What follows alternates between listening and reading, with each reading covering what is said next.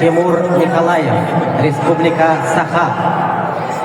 Игорь Убхоев, Республика Бурятия.